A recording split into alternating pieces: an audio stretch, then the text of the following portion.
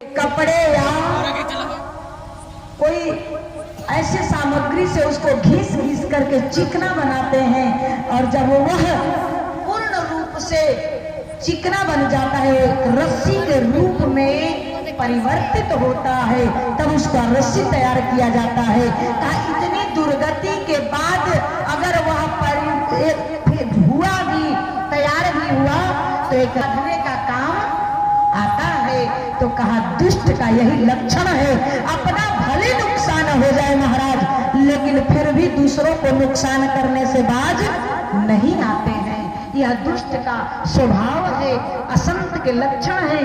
कहा संत कौन है? कहा जिसके स्वभाव में परोपकार गुण हो वह संत है। वह संत है जो स्वभाव में परोपकार धर्म हो, परोपकार गुण हो, वो संत कहलाते हैं, वह संत है। इसलिए गोस्वामी जी ने संत असंत के लक्षण को, असंत के दुष्ट के लक्षण का उदाहरण संत से दिया। बोलिए नारायण भगवान की, उमापति महादेव की।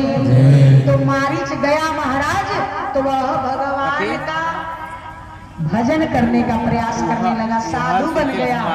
लेकिन सुबाहु अपने आप को नहीं बदल पाया। रावण से मिलकर के सीमा सुरक्षा बल का ड्यूटी तैनात कर दिया, रावण ने उसको दे दिया। बोलिए नारायण भगवान की।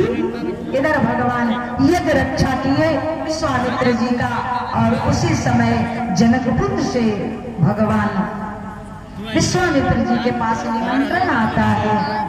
राम जी इधर विदा लेना चाहता है, लेकिन विश्वामित्र जी ने कहा राम हमें जनकपुर चलना है धनुष से यज्ञ देखने के लिए, तो गुरु की बात टाल नहीं सकते।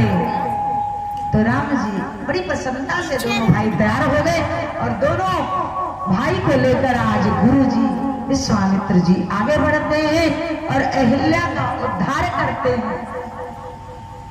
अहिल्या का उद्धार करते हुए गोस्वामी जी ने लिखा, पर सत्ययति पावन शोक न सावन प्रगट भई तब सही।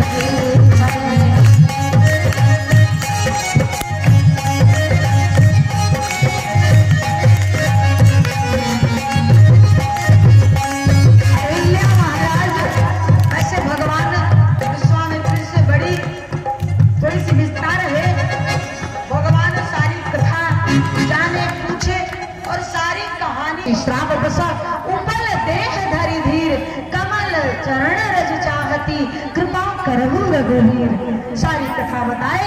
ये अहिल्या कौन थी? कहा अहिल्या।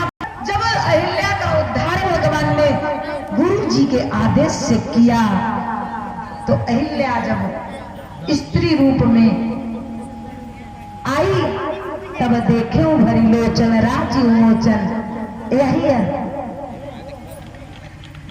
इतनी सुंदर सौभाग्य आज जो शंकर जी को मिला। अहिल्या विचार करने लगी, अरे लाभ शंकर जाना, आज इतना वो हमें मिला, लेकिन किसके कारण? पति के लिए तो धन्यवाद देती है। मुनि श्राप जो दिन्नी अति भल किन्नी, अगर वह नहीं आज करते तो मैं भगवान का दर्शन, मैं अहिल्या कहां से कर पाती, जिसके लिए बड़े बड़े महात्मा भी तरसते हैं। आज अहिल्या का उद्धार करके